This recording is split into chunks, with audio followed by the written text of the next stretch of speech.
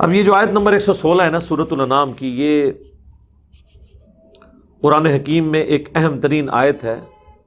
قرآن حکیم میں جو ٹاپ آف دا لسٹ چند ٹاپکس ہیں ان میں سے ایک ٹاپک یہ ہے کہ اکثریت ہمیشہ گمراہی پر رہے گی۔ اس کا کلائمیکس میں سمجھتا ہوں وہ سورۃ الاعراف کی آیت ہے 179، وَلَقَدْ ذَرَأْنَا لِجَهَنَّمَ كَثِيرًا مِّنَ الْجِنِّ وَالْإِنسِ، اور بے شک جنوں اور انسانوں کی اکثریت ہم نے جہنم کے لیے پیدا کی ہے۔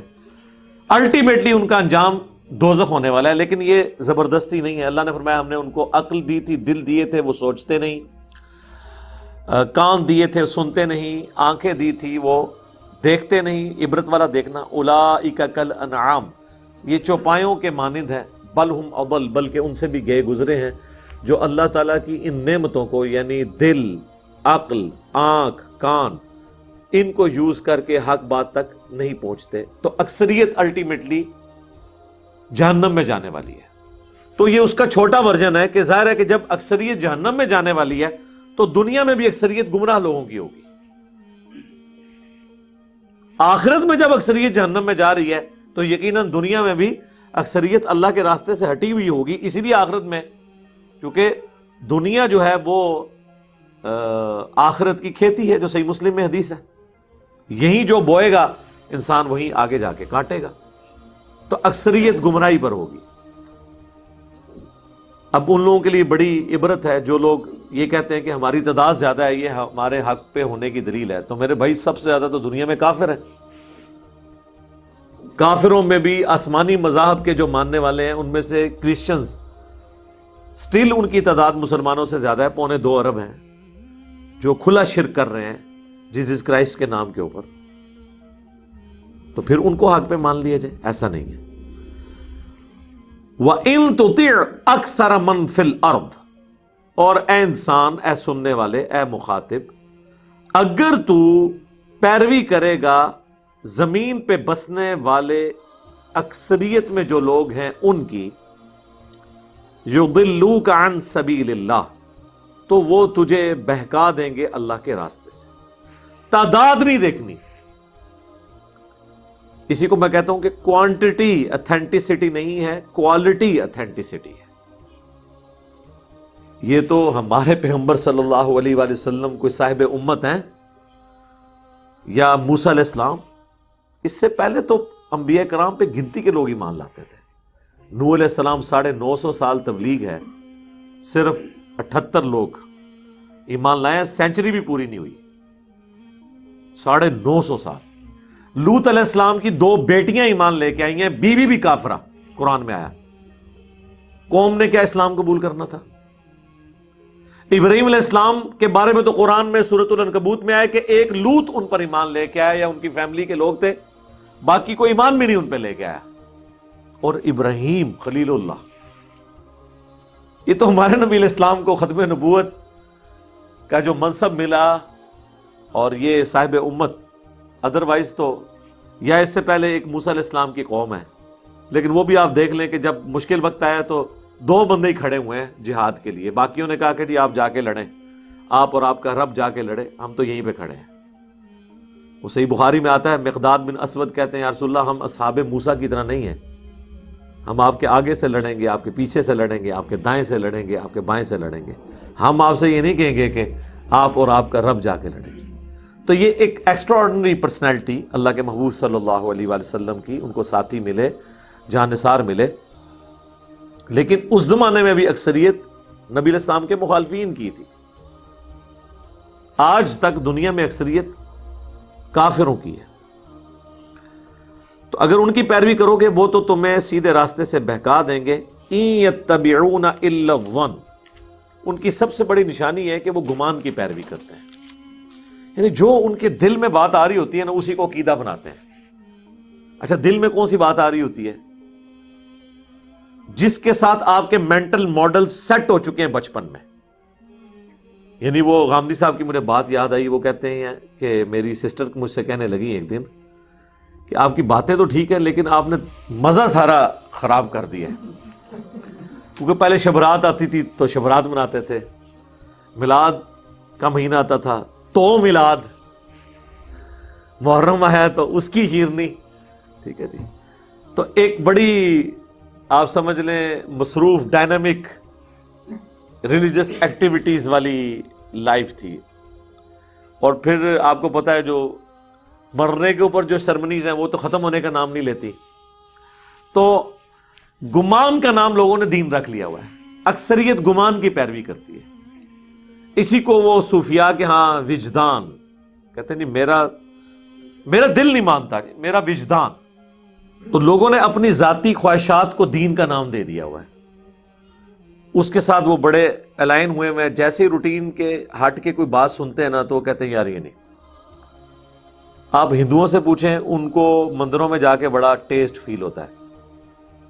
آپ مسلمانوں سے پوچھیں مزارات پہ جا کے ان کو بڑا سکون فیل ہوتا ہے. وہ سکون اس چیز کا نام رکھا ہوا ہے جو ذہنی کیفیت ہے ان کی.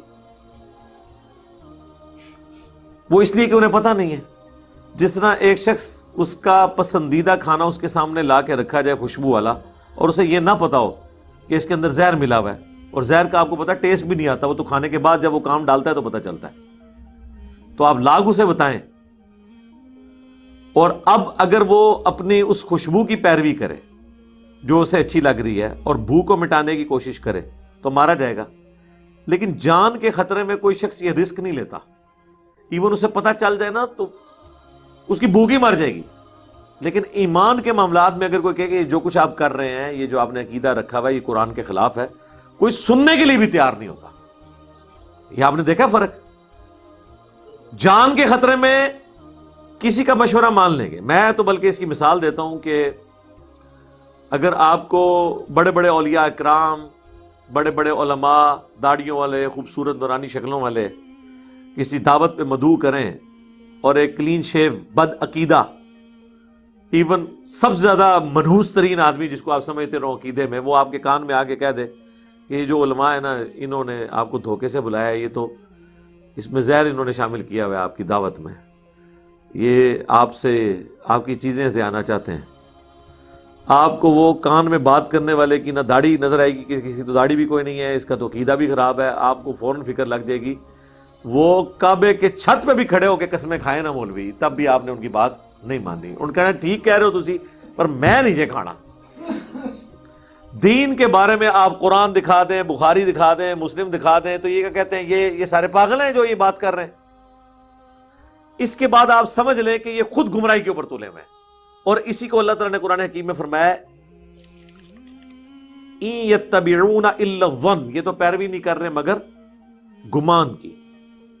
وَإِنْهُمْ إِلَّا يَخْرُصُونَ, اور یہ تو نہیں مگر تخمینے لگا رہے ہیں, اٹکل پچو. وہ آپ دیکھیں کیسے اٹکل پچو لگاتے ہیں. اچھا جی یہ ہو سکتا ہے تو یہ نہیں ہو سکتا جی. ٹیلی فون 10,000 کلومیٹر دور بھی آپ کریں تو وہ سن لیتا ہے, تو اولیاء اللہ نہیں سن سکتے؟ ٹھیک ہے, پرندے اڑ سکتے ہیں, اللہ کا ولی نہیں اڑ سکتا. اڈو اسی پڑھے ہیں تو اڈو تو مان لیں گے. نہیں وہ پہلے اڑتے ہوتے سن, ہوں تو پر کٹے گئے نے. انجینئر صاحب دی ویڈیوز نے پر کٹ دیتے ہیں, تو وڈا بزرگ تو ہوا نا جنہیں پر کٹ دیتے ہیں. تو ایسے ہو سکتا ہے, کرو نا پھر مانیں گے نا. بغیر کیے تو ہم نے نہیں ماننا جب تک آپ پریکٹیکلی کچھ کر کے نہیں بتائیں گے. ایک وہ قصہ ہے بلقیس پکڑا ہوا ہے, وہ تخت بلقیس. بھائی وہ تو غائب ہوا, وہ لکھا ہوا ہے, اس تو بعد بھی کچھ ہے غائب کرو نا. یوٹیوب سے گستاخانہ ویڈیوز غائب کرو, ہم بھی آپ کو مانیں. آپ بھی جانشین ہو اس آصف بن برخیہ کے, تو ہم مانیں گے. کچھ کر کے بھی دکھاؤ نا. خالی بغیر کیتے اس طرح تو نہیں ہوگا نا کہ آپ مثال کسی اور کی دیں اور اپنے بزرگوں کو ثابت کریں. وہ کچھ کریں گے تو ہم پھر مانیں گے نا. کر کے بتائیں. تخمینے لگاتے ہیں. اچھا اس میں جو یہ بات آئی نا کہ اکثریت زمین پہ گمراہ لوگوں کی ہے, وہ تمہیں بہکا دیں گے. لہٰذا یہ جو تھیم ہے لوگوں میں مشہور ہے کہ جی ہم تعداد میں زیادہ ہیں. آپ حنفیوں کے پاس چلے جائیں, وہ کہیں گے دیکھیں جی دنیا میں 80% مسلمان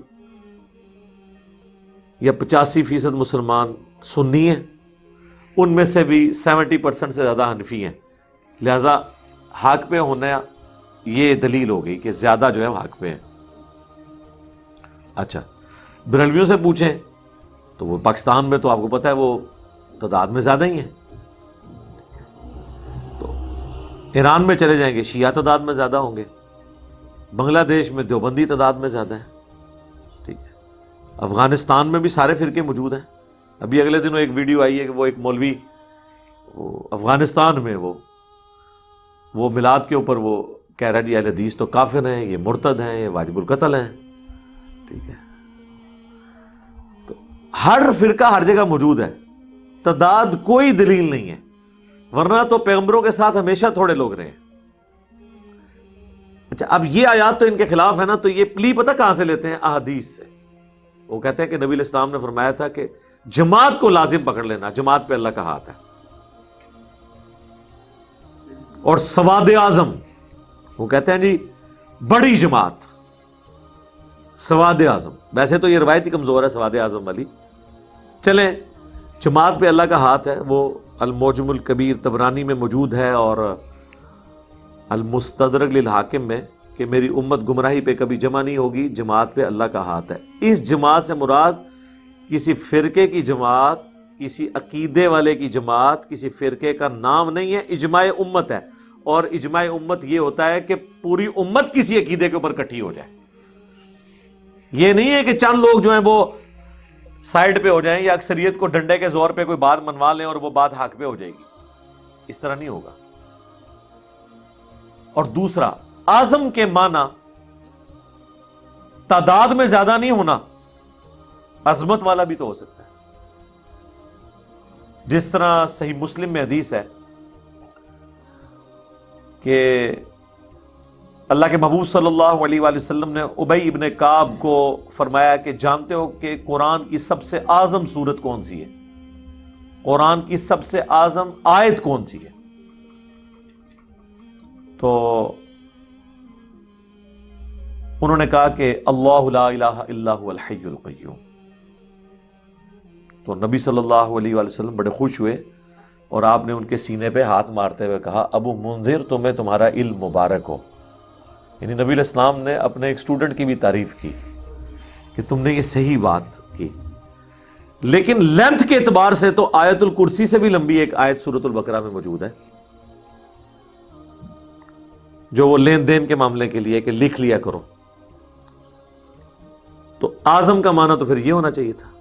صحیح بخاری میں ہے کہ نبی علیہ السلام نے ایک صحابی سے کہا کہ میں تمہیں قرآن کی سب سے عظیم سورت سکھاؤں گا مسجد سے نکلتے ہوئے. وہ صحابی نے آ کے نبی علیہ السلام کو ہاتھ تھام لیا، کہا یا رسول اللہ اپنا وعدہ پورا کرے. تو آپ نے فرمایا الحمدللہ رب العالمین، یعنی سورۃ الفاتحہ قرآن کی سب سے عظیم سورت ہے، ٹاپ آف دا لسٹ سورت ہے. تو اگر تعداد کی بات ہوتی تو سورۃ البقرہ سب سے بڑی سورت ہونی چاہیے تھی، عظمت والی اپنے مضامین کی گہرائی کے اعتبار سے. اور دیکھیں یہ اللہ کو اتنی پسند ہے کہ نماز ہی نہیں ہوتی سورہ فاتحہ کے بغیر. یہ قرآن کی وہ واحد سورت ہے جو آپ نے ہر رکعت میں پڑھنی ہوتی ہے. سورہ اخلاص سے بھی اوپر ہے. یہ سورہ اخلاص میں تو صرف توحید بیان ہوئی ہے، اس میں تو توحید بھی آ گئی، رسالت بھی آ گئی، آخرت بھی آ گئی، دعا بھی آ گئی، سب کچھ آ گیا. اسے فاتحہ کہا گیا، قرآن کا مقدمہ. فاتحۃ الکتاب قرآن کھولنے والی، قرآن کی چابی. ام القرآن بھی آیا بخاری مسلم میں، قرآن کی ماں، قرآن کی جڑ. یعنی یہ وہ صورت ہے جو جڑ ہے، اس میں سے ساری شاخیں، پوری صورتیں اسی میں سے نکل رہی ہیں. کیونکہ انہی تین عقائد کے گرد سب کچھ الہامی تعلیمات گھومتی ہیں نا، عقیدہ توحید، آخرت اور رسالت اس کے اندر ہی موجود ہے. تو اس سے بات ثابت ہوئی کہ یہ اعظم سے مراد عظمت والا ہے. چاہے صحابہ کرام کے زمانے میں کافر زیادہ تھے لیکن ان کا گروہ عظمت والا گروہ تھا.